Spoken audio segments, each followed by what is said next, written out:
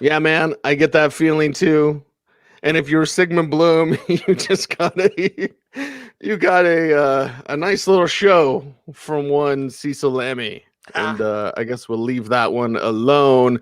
It's a wild card preview. It's 2021. It's the Audible. It's Cecil Lammey and Sigmund Bloom going over these wild card weekends. And Bloom, we've been doing this show since 2006. This is the first time we're going to be talking about 6 games in the wild card weekend. The more the merrier. And the Colts deserve to go dancing, I think. The Bears, Yeah. for Bears fans, let's just hope they don't sign Mitchell Trubisky to an extension or something based off of this. Because that's, we'll do another show later today, folks, on looking ahead to the future for the teams that didn't make the playoffs. Some of them, they're going to be making changes. So it's exciting. I mean, 10 hours of football, 2 days, and also, another chance to get acquainted with these teams, because on a typical Sunday, we never really get to take in a full game except for the Sunday night game. So Right. some of these teams, we just haven't had a chance to watch as closely. Now we get to watch every play of every game. Every play, every game, and let's do it on Saturday. It's Indianapolis and Buffalo, and that means Jonathan Taylor left, Jonathan Taylor right, and as much Jonathan Taylor as this Bills defense can handle, the Bills defense is the Achilles heel of that team. Yeah. So the Colts, though, will they drop enough points to make Buffalo play catch up, or will Buffalo just make Jonathan Taylor irrelevant by scoring a bunch of points? Lots to get to here, but the Colts side is simple, Bloom. And I think in the playoff previews, don't we just toss up both teams at the same time? Yeah, right? I mean, with 6 games, maybe we should, because it's intertwined. How can you talk about one side without the other? Well, and that's what I was thinking, because on the Buffalo side, working without Cole Beasley, Stephon Diggs, a little quad injury, a little banged up, whatever is whatever. But it's like, okay, if you're the Bills, you can just make Jonathan Taylor irrelevant by dropping 21 in the first half. And then they're going to force away from running the ball, because that's what they want to do. That's what's working. Jonathan Taylor's coming through massively. They're even resting him during the week because he's taken on such a massive workload. So they are tied together, Bloom. And let's discuss and break down what we could see in this Colts and Bills game. Yeah, and we can step through the Colts side in terms of strategically. They want to shorten this game, right? They want there to be fewer possessions.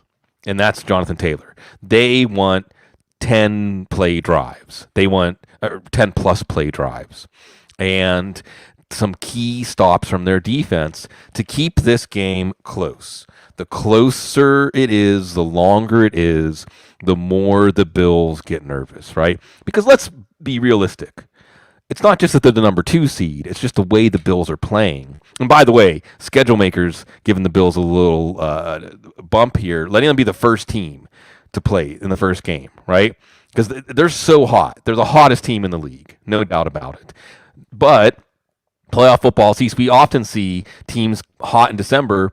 Playoffs, different settings. Now, this Bills team had their education last year, blowing that lead against the Texans. So I don't think they're going to take anything for granted, but the Colts do have the ability, because as you said, that Bills defense, really good in coverage, but they don't necessarily have playmakers. They don't have any kind of shutdown defense. So if the Colts can grind out long drives, get some timely stops, maybe Josh Allen a little tight. And that's the story of this game. The one player who has the ability to decide how this game it turns out, no matter what the other players on the field do, is Josh Allen. If he keeps playing the way he's been playing, game over.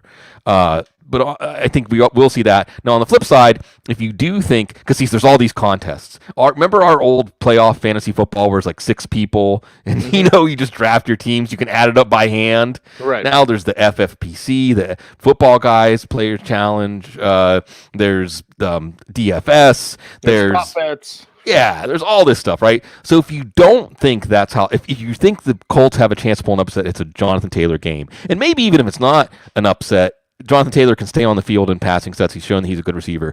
But on the flip side, it'd be Nyheim Hines. And I don't know, because they have so many they have like 6 or 7 other targets. But on the Bill side, it's Josh Allen, Josh Allen, Josh Allen. Nobody can cover Stephon Diggs. The other thing the Colts need is they're great players to play great. Isn't that the story of the playoffs, Cease? Right. The great players to play great. And you need to do something a little bit differently. I was talking to Big E yesterday, who's my best friend. He's a Bills fan. I was like, you guys need to run the ball. Yeah. Like, because everyone's expecting lots of Stephon Diggs, right? Bracket, no Cole Beasley. That's a struggle target. So maybe Gabriel Davis do a little bit more and doesn't use Dawson Knox enough. But if they came out and just ran the ball down the Colts' throat, kind of gave them a dose of their own medicine, that might be the changeup they need, in addition to Josh Allen. Absolutely. Well, and I think that you can't be predictable. You can never be predictable. So Josh Allen, and I was going to say DeForest Buckner and Darius Leonard. Those are the two guys that just need to make some insane out of their mind plays, which they're both capable of doing, routinely do. But on the Bill side, it's Josh Allen and Brian Dable. It's the plays and the setting that Brian Dable has given to Josh Allen this year. See, as stunning a turnaround as any quarterback we've ever seen, really. I can't even think of another more stunning 180 that a quarterback has done where the things that were difficult became easy and the things that were sporadic became regular, like we've seen from Josh Allen this year. And I think that we did see a short period this year where he did start to tighten up when he felt like the game was all on his shoulders and he wasn't getting a lot of help from his teammates. And we saw some games, games against teams that they may encounter again in the playoffs. Kansas City, Tennessee.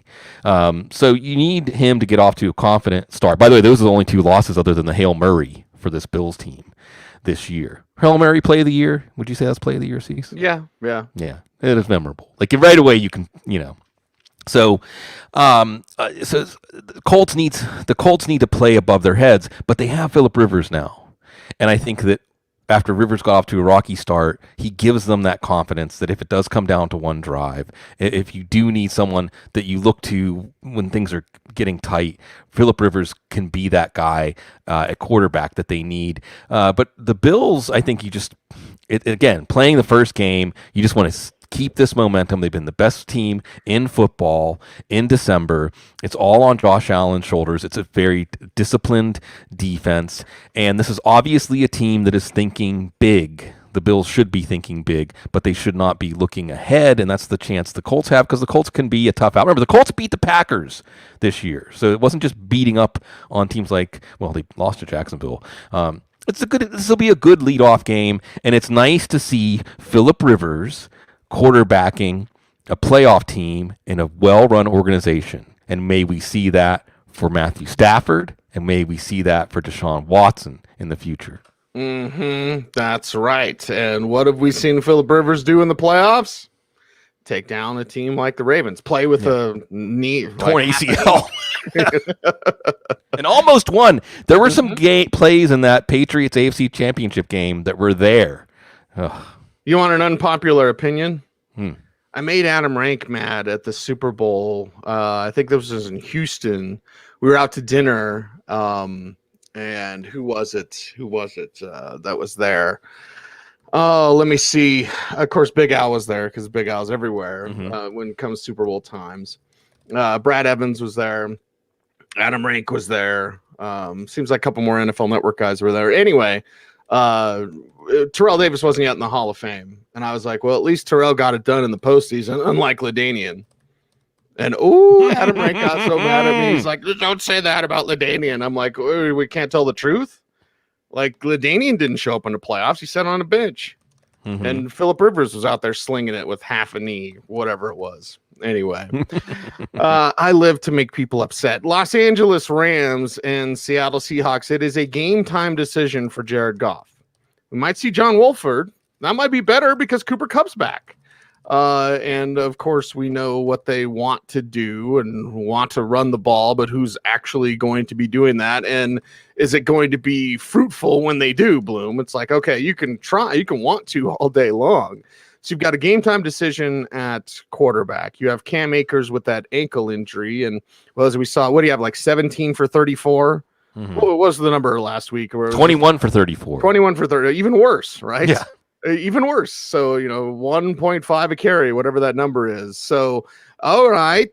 The Ram side, Seattle side's a little easier, right? Yeah. And then we know that, Carlos Hyde is back behind Chris Carson. So no more Rashad Penny or even Alex Collins getting that rushing touchdown last week. Don't play fantasy in week 17, season long, that is. So Rams and Seahawks, these two teams know each other well, but the Rams they might look different than what we expect. Here's your side discussion. If you're the Seahawks, you'd rather face Goff, yes? Mm-hmm. Yeah. I mean, I don't even think it's a conversation. No, I know my man Joe. It's no an asset. Yeah, it's like muscle memory. You prepared for this Goff run McVay offense 6 times, 8 times. I don't know exactly how many. My brain. The point is that, look, Goff didn't really do that much against them this year. He threw for 300 yards in the win, but he's not scary. They know how to defend this offense with Goff. And it's a somewhat limited playbook, right? The Rams offense went back to basics this year. They stopped taking more low percentage shots downfield, and they tried to limit turnovers, and it worked. I mean, it improved the team. It worked there in the playoffs. But that Jared Goff offense is not scary to defend. The John Wolford offense isn't necessarily scary to defend, but it gives you pause, right? You've seen these personnel sets. You've seen these formations. Even you've seen the wrinkles and the wrinkles off the wrinkles. So you've seen it all, but now you haven't seen it. Now you haven't seen it, and now you have to think about it. Now you have to think about the threat of the quarterback to run. And Wolford was reasonably effective as a passer against the Cardinals to win and go to the playoffs. So I think that this is absolutely a game where I expect we're going to see Wolford, and I expect that this is going to be right down to the wire. These teams play each other close. If anything, the Rams have the Seahawks number. When the Seahawks do win, it's usually on a last-second play. I think the spread on this one, Cecil, is like 4.5. Oh, give me the Rams plus 4.5. Give me the Rams and the points in this game. So you're doing all these playoff contests where you want to not just take the players that score the highest fantasy points, but the players who play the most games. I would put both of these teams at like 1.5 expected games based on this one. Now, if Seattle gets past this game, they have a better chance of going to the Super Bowl than the Rams. But I think this game is a toss-up. And it's also going to be a low-scoring, ugly game. It's not going to be good for fantasy. It's not going to be good for DFS. You don't want to be composing your lineups from players from this game. So on the Seahawks side, unfortunately, again, what you want is let Russ cook in the first half. Open up a lead. Don't let the Rams hang around. Again, great players making great plays. Don't leave it up to a point. Like, talk about your rectum puckering. If you're the Seahawks, Aaron Donald, Jalen Ramsey. I mean, at any moment, one of these guys can make a play to turn the game. If this remains a one-score game, which is just how Pete Carroll likes it, right? If this is a one-score game going into the fourth quarter, you're scared. You're scared. Other factors, Jamal Adams is banged up. Game time decision with a shoulder. That's not good. Metcalf is going to be blanketed by Jalen Ramsey. If it's going to be a big game for anybody in the passing game for Seattle, it's going to be for Tyler Lockett. But chances are it's not going to be a big game in the passing game. On the Rams side, Andrew Whitworth's back. Now, Noteboom actually was pretty good as a pass blocker, but now you have the masher of Whitworth in the running game. I wouldn't be surprised now maybe it'd be 25 for 50, but 25 carries for Cam Akers, 30 carries for Cam Akers. How much work can Cam Akers handle, basically, in this game? And then you pick your spots with Wolford as a runner. You pick your spots for just matriculating the ball down the field. So I think this is going to be an intense game. It's going to be a physical game. It's going to be a game that is probably going to come down to one possession, and we're going to look at, again, it's playoff football, baby. Individual plays, whether it's Russell Wilson or Metcalf or Ramsey or Aaron Donald or maybe Bobby Trees or Akers having his coming out game in front of a national audience. There's going to be somebody that's going to rise to the occasion and will say this was basically a straight up even game except for this player on this handful of plays, and that team will get to go on in a wide open NFC bracket. Because I really shouldn't even short sell the Rams, right? See, like if it's Rams going to Green Bay next week, that's not a shoe-in for Green Bay, right? Green Bay's not a shoe-in for anybody. Right. So, hey, if you're the Rams, you can beat the familiar Seahawks. Who are you afraid of in this bracket? Saints? The Bucks? This is a big one. It's an exciting game. Not exciting for fantasy, but the familiarity breeds contempt. But for us, it's going to breed entertainment. Got your Bukowski shirt on today, Bloom. Yeah. So I'm thinking about Anthrax. Maybe just because I'm angry Not. and I'm listening to metal music. But anyway, Yeah. they have a song with John Bush. It's called "Refuse to Be Denied," and that's what I think in Wild Card Weekend. It's like just Russell Wilson. Chips are down. Your team's not really that good. Refuse to be denied, and that's the type of player that can just do it in a play. Right? One play. We're not going to lose this game. So looking forward to seeing some of those playoff type of We're moments. supposed to be making picks. Oh, I don't know. Obviously, we're both picking the Bills. Yes. Yeah. Picking the Bills. By the way, I talked to Biggie yesterday, and I said, I don't want to get too far ahead of myself, but imagine if you guys played the Buccaneers in the Super Bowl. Oh. And the Bills got to take on Tom Brady, the guy that was a thorn in their side, a pain in their ass, a crick in their neck, whatever you want to say. Like, and yeah, Biggie was pretty excited about that. But I was like, yeah, I don't want to bloom you. So there you go. Let's go Buffalo in that one. And then this game, Seattle. I'm picking Seattle because of Wilson, but yeah, like the least confidence I have in any outcome this weekend, I think. Yeah, honestly, and honestly, if you're putting together a parlay, like you're like, okay, Seattle, can I just do a 4-game parlay, Bloom? Yeah, exactly. Is that fine? Tampa and Washington. I know I'm picking Tampa in this one. Spoiler alert, to round out Saturday's game, and the Buccaneers side is like, there's optimism for Mike Evans. Thank God it was only a hyperextended knee, which is still a severe injury, but just the way it looked, I don't like watching those plays, Bloom. Which is funny considering all the things that I've done on the farm, which are gross. You know what I mean? Like pulling calves with your bare hands, pulling piglets with your bare hands. Like, yeah, I mean, that's the stuff you do. But if it's anything with a human, like any sort of those Dr. Pimple Popper shows or whatever, right? I can't watch that stuff. I don't want to watch it.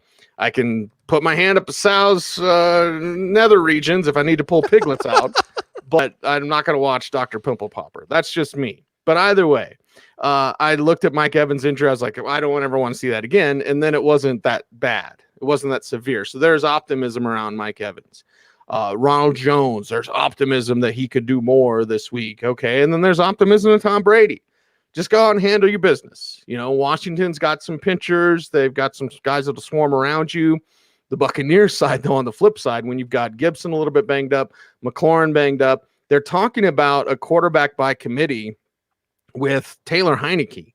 And Taylor didn't look bad when he was thrust in the lineup. And of course, he knows Ron Rivera and stuff from his time with the Panthers. And I always liked him at Old Dominion. He was a Shrine Game quarterback. There's your bong rips, Jason, up there, pot stoned a degenerate and Greeley. But like, okay, so Washington's talking about quarterback by committee. Their best players are banged up. Sure, they've got some pass rushers that can harass Brady, but the Buccaneers just too much to overcome, man. Too much to overcome. Most likely. Because I'll admit, I'll be rooting for Washington in this game. Absolutely. Why you have to like Tampa, an aggressive defense, a defense that is going to force the issue, and an offense that can't really counterpunch. This is an offense, whether it's Heineke or Smith, that isn't going to be a vertical threat offense. It isn't going to be an offense that can hurt you for blitzing. So that's a problem. The other thing you like is yes. And look, here's your story of how Washington wins this game. What have we seen with Tom Brady? Well, he struggles against pressure. What did we see in that Saints game? Trey Hendrickson and all those guys up in his grill. If you can consistently pressure Tom Brady, get him off his spot, get him out of his process, you can force some bad throws, and you can make this game winnable. And Chase Young, looking at you, Montez Sweat, looking at you, Jonathan Allen. Absolutely, they have the guys, Ryan Kerrigan, to attack Brady's Achilles heel, and this Tampa line hasn't been as good at keeping him clean as the New England line. The problem is that unless you're putting points up on the board, eventually some of those shots to Mike Evans downfield, I expect him to play game time decision. Regardless, he's going to have tactical value, even if he's just a decoy. And you also have Ronald Jones as a home run threat. You have Ronald Gronkowski middle of the field. Chris Godwin's playing well. Antonio Brown had his best game. So it's just, you can get stops. get your defense off the field. But if you're not putting up points, then it's probably going to be all for naught because eventually Tampa's offense is going to break through. On the Washington side, I'm very intrigued by Heineke. Heineke looked good, to be honest, when he was in. And Alex Smith, I think if they do go a quarterback by committee, I hope they're bold about it. Because what Heineke offers you that Alex Smith doesn't, quite simply, is mobility. And against the blitz, and especially if you set up Heineke the way you set up Jalen Hurts, and basically say, like, if you feel anything uncomfortable, just get out of there. Just break out of the pocket, maybe try to make something happen, maybe run, but neutralize the blitz threat, which Alex Smith is not going to be able to do, except by passing short. And I think this is going to be a good Logan Thomas game. And Logan Thomas, by the way, made the play of the game against Philadelphia. See, can we do a quick side tangent?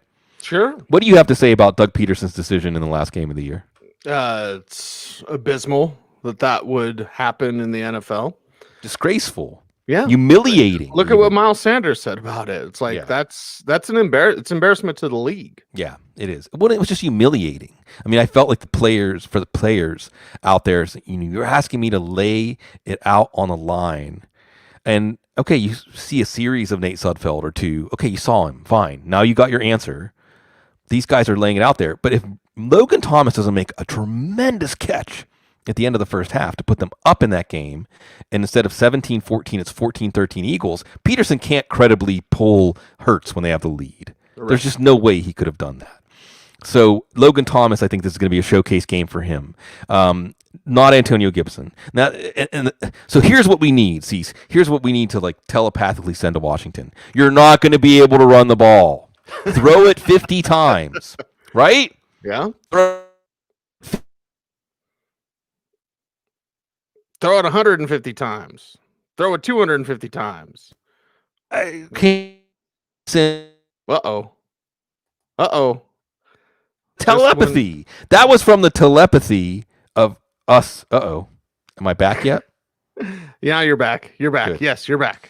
It's New Orleans. There's been all kinds of fun New Orleans infrastructure things. I should just do a show on New Orleans infrastructure. It's all worth it, though. It's very much worth it. So you're going and death by 1,000 paper cuts, right?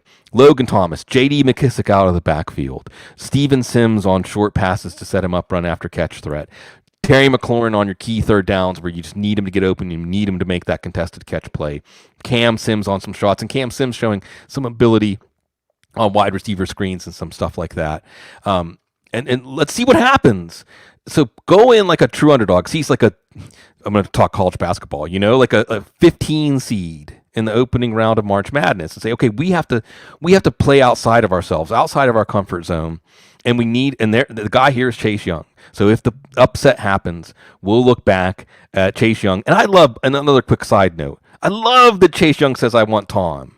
That's what I want on my team. Mm-hmm. I want guys that are going to say that. I don't want guys that are going to be respectful and say, well, yeah, he's going to be really tough. Or in awe of him. I don't want guys that are like, I'm rushing Tom Brady. Look, that's Tom Brady, guys. No.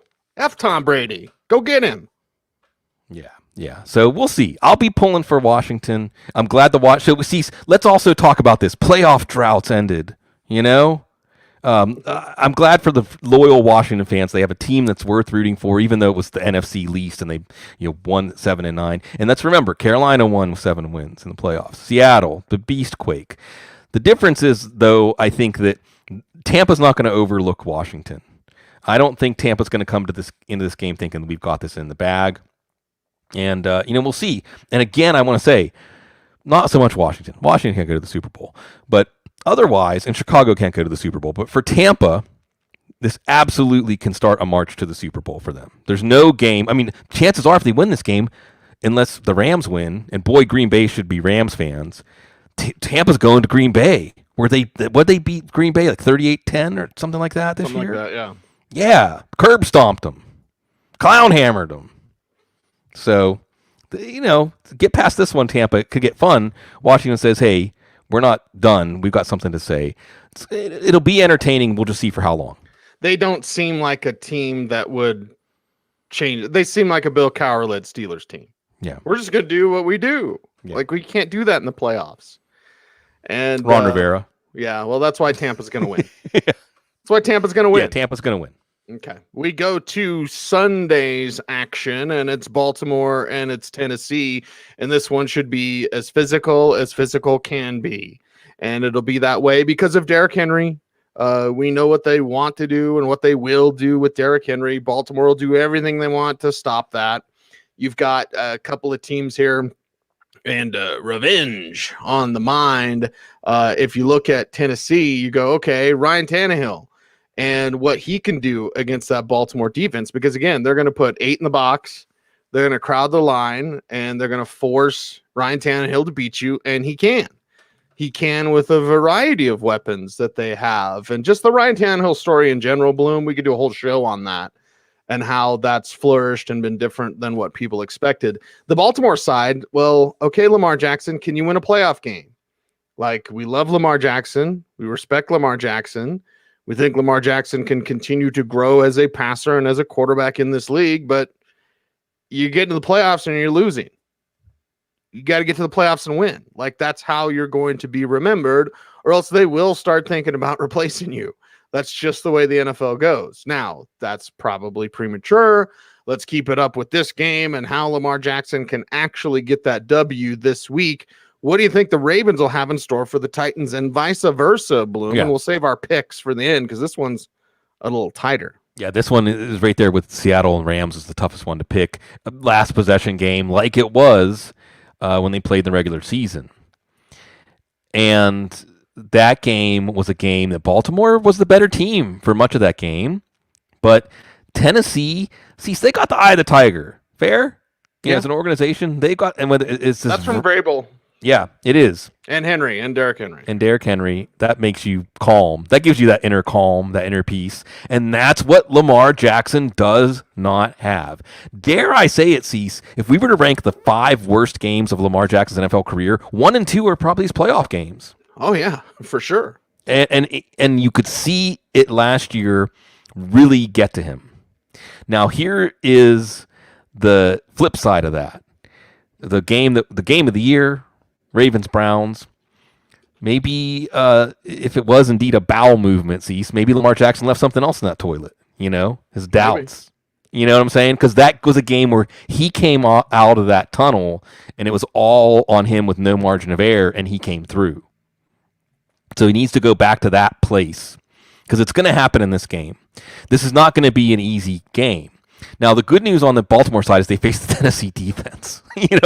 I mean, that's a big advantage. Tennessee's defense, from a fantasy perspective, your DFS lineups, I hope that Lamar Jackson's your quarterback. Maybe Tom Brady, but he has to face Washington's defensive line. It should come easy for them. J.K. Dobbins, he really came on at the end of the year. Marquise Brown's been playing better. Nobody's really even noticing that. Mark Andrews. Andrews had like 5 for 96 and a touchdown in the first matchup. Tennessee doesn't have answers for these guys. See, so we're going to say these great players, Chase Young, Aaron Donald, who's that guy for Tennessee? Harold Landry, Mike Vrabel. I don't know. So, any stop, I would say any drive that doesn't end in a touchdown for Baltimore is a win for Tennessee's defense. Just get off the field without allowing a touchdown. And another thing that's going to be important here is Greg Roman, because what did Lamar Jackson say when he was bottoming out in confidence this year? He felt like the defense knew the plays. The defense knew what was coming. So, again, playoff preparation, a little different than regular season preparation. You can't be predictable. And Tennessee, of course, also has the confidence of beating them in the playoffs pretty soundly last year. On the Tennessee side, same as it ever was, good luck trying to figure out a way to stop Derrick Henry. Now, the good news for Baltimore here again is they didn't have Calais Campbell last year in the playoffs. They didn't have Calais Campbell in the matchup this year. His ankle was hurt. They also didn't have Brandon Williams in that game. So they made some moves, Derek Wolfe, to bulk up that front line. We'll see if it makes a difference, because last year that was a critical point of failure for the Baltimore defense. And then, that's the thing, right? Where Tennessee's offense has the players that the defense doesn't. So there's no difference makers on the Tennessee defense. You got A.J. Brown, and you got Derrick Henry. And both of those guys, were you watching the end of the Indy Tennessee game? The Houston Tennessee game, Week 17, Cease? Yeah. Like when you saw that ball in the air and you saw it was number 11, You knew he was going to catch it. No, of course. You knew it. You didn't even need to watch the rest of the play. It's A.J. Brown, baby. It's done. So that's the thing about Baltimore, is they can do everything right on offense. They can do everything right on defense. And Derrick Henry and A.J. Brown and Ryan Tannehill, because this is a guy who should have supreme confidence in himself. And this team has played above its head. And see, it reminds me of the Steelers teams that even when they're a mediocre team, when they face a good team, it brings out the best in them. Right. And this game is going to bring out the best in Tennessee. And this could easily be just like that Ravens-Browns game, like an instant classic, everybody pushing each other up to a higher level as the game goes on. It comes down to the last possession. And unlike the other games where I've said, like Seattle and the Rams, or it may come down to one play. In this one, I think lots of players are going to have great moments. And then you just have to turn the page and get your head back in it. This could be one where a team scores with 30 seconds left to take the lead and loses. You know, this was one in the regular season game. Baltimore drove down the field into the red zone and had a chance to win with a touchdown. They were held to a field goal. They won the toss, had to punt. Derrick Henry said, "This is my moment."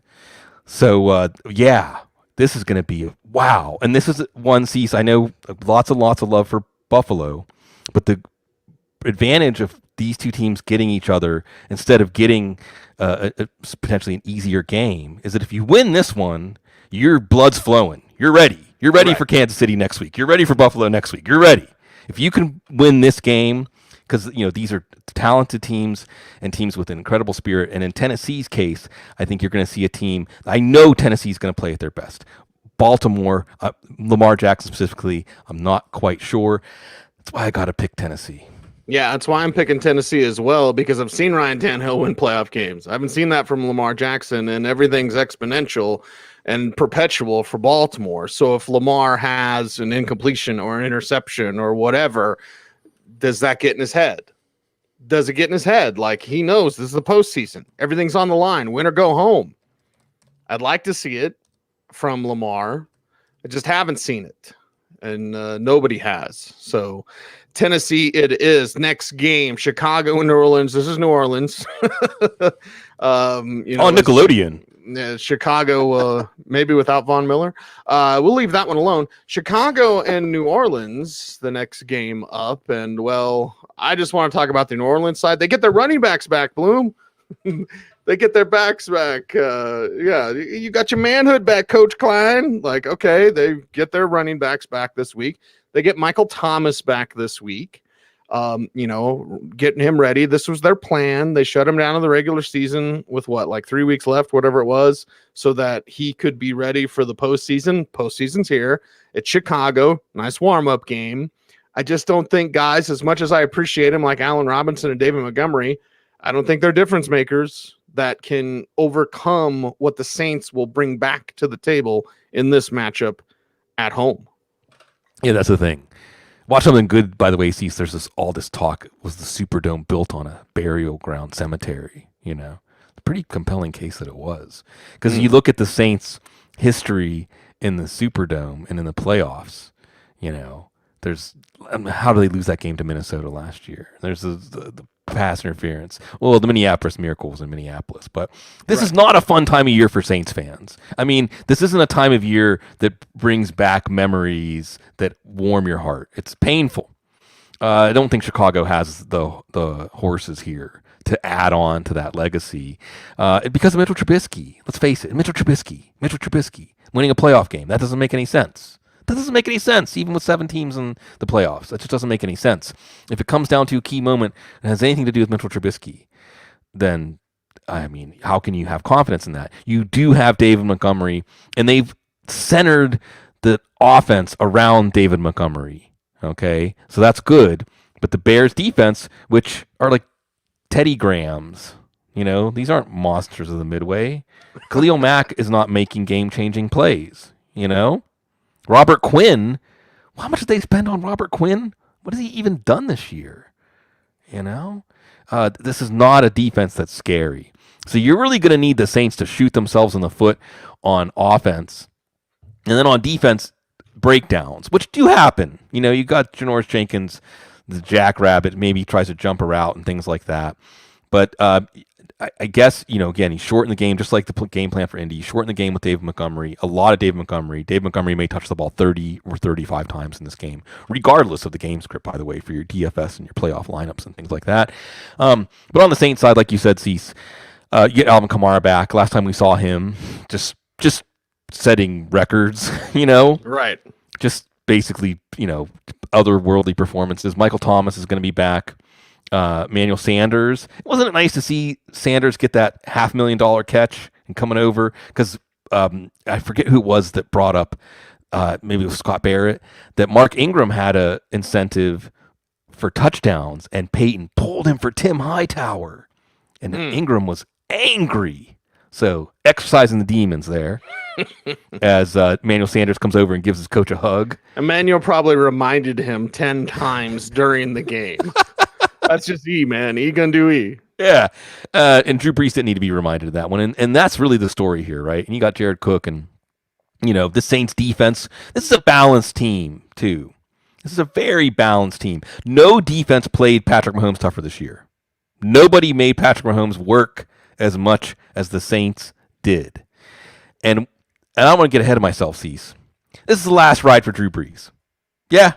This is it. Yeah. I mean, from a cap point of view, I don't even know how you could possibly make the numbers work if for Drew Brees to come back next year. This is the last ride.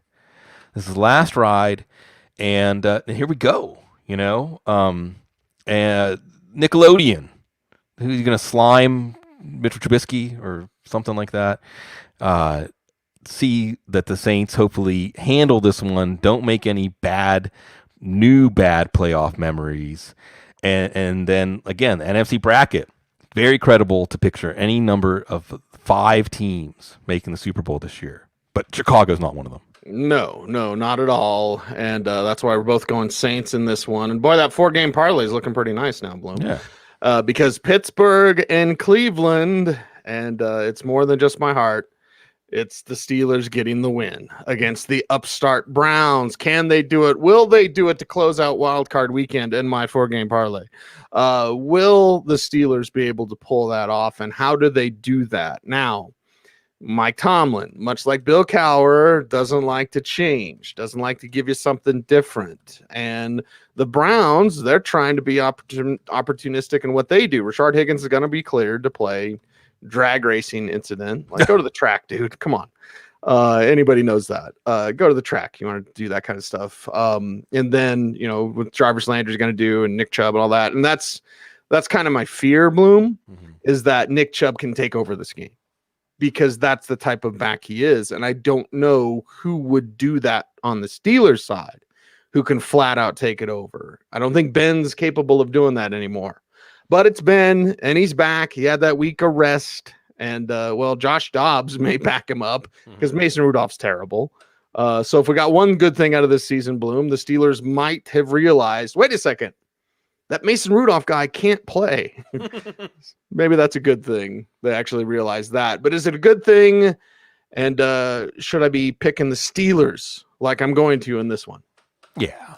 Look, it's a great story. Talking to our beloved Football Guys family member, Jared, before this game. And certainly, I'm sure we'll be exchanging thoughts during the game. It's great that the Browns we talked about this with Charch on the couch during the season. The Browns are finally going in the right direction. I don't think we've been able to say that for the whole, there's a point when they had all that draft capital and everything, but really, truly now in terms of a team ethos and personnel and everybody pulling in the same direction and something that is going to be fertile soil for this franchise to grow. They're there. And then the football gods say, but let's add a twist, and it's the COVID twist here. But regardless, the Steelers, with Roethlisberger and other key starters sitting, made the Browns sweat down to the end last week with a playoff spot on the line. So that has to make them feel good. On the Steelers side, what you hope is, even if it's Josh Dobbs for like 4 or 5 snaps, some wrinkle, something different than the predictable short passing game, which really made them look very beatable down the stretch. And I don't know what happened. Well, I do know what happened, Cease. And I guess this is one of those things where Randy Finkner just steps back. Because what happened in the second half of the Colts game, the one glimmer of hope for the Steelers in the month of December, it was basically Roethlisberger running the offense, right? Mm-hmm. It was Roethlisberger's offense. And that is what they need in this game. And the potential downfall is if they go back to something predictable, because there's no running game here. Although we'll see some more James Conner, at least he's the better passing game back. Cleveland lost Olivier Vernon, which sucks. I mean, that's just that. So that's your hope, right? Myles Garrett making a play, really. You need Myles Garrett, Sheldon Richardson. You need these guys to make individual plays because Roethlisberger's immobile at this point. And he doesn't want to get hit. When you've seen Roethlisberger shrink this year, it's that he's anticipating pressure now. He's not going to have someone hanging off him and make a throw. He's going to be cowering at the thought of that pressure, and he's going to be already kind of curling up and making bad throws. That's what we were seeing down the stretch from him. On the Cleveland side, look, there's no way to spin this positively. And yes, curious your thoughts here, Cease. I think the NFL should let Kevin Stefanski call the plays. Yeah? Yeah, they won't. Yeah, but they should. Yeah, there's ways to do it, but the NFL doesn't. Being innovative and quick to change is not what the NFL does. You know, so we see Alex Van Pelt, Pitt connections here, by the way. I saw there was a good article. Keith Butler, Steelers defensive coordinator, was on the Cleveland staff in that famous game when they lost Kelly Holcomb and all that stuff. Voj Fazio, another Pitt connection, was the defensive coordinator, I think. And Butler said something this week to the effect of, Voj was fired for doing what he was told to do. Okay. So, yeah, right? It's intrigue. But Kevin Stefanski's play calling is Baker Mayfield's invisibility cloak, right? It's this feeling of like, oh, if he has that play dialed up, it's going to work. Like what Goff had going with McVay before they were unmasked by Fangio and then later on Belichick. So without that, that's just going to be tough. And just not being able to prepare. Because that's the other thing. Routine, right? Routine. I know that there's not going to be big home crowds in any of these playoff games, but the advantage of being at home is you're in your routine. You're in your comfort zone. And Cleveland doesn't have that this week. And Joel Bitonio, there's a reason that Stefanski singled him out as the game ball player last week, is he suffered through the bad times. He's a tremendous offensive lineman. And look, the Steelers, they've got Stephon Tuitt. They've got Cam Hayward. They've got some guys up front. They're going to give problems and attack that spot where Bitonio will be greatly missed. So the only chance here for the Browns, I think, is if the Steelers are overlooking them. But the Steelers don't overlook the Browns. They don't overlook divisional rivals. Right. So, and again, Cecil, you drew out this wonderful scenario where the Bills make the Super Bowl and who's waiting at the end of the level? Tom Brady. Yeah. Well, here you are, Browns. You're back in the playoffs. And for the third time, the last two times Browns made the playoffs, the Steelers ushered them out of the playoffs. And look who's waiting for you again this year. It's Pistons Bulls, right? It's like, okay, well, you got to go get tougher. You got to go get stronger. It makes you stronger.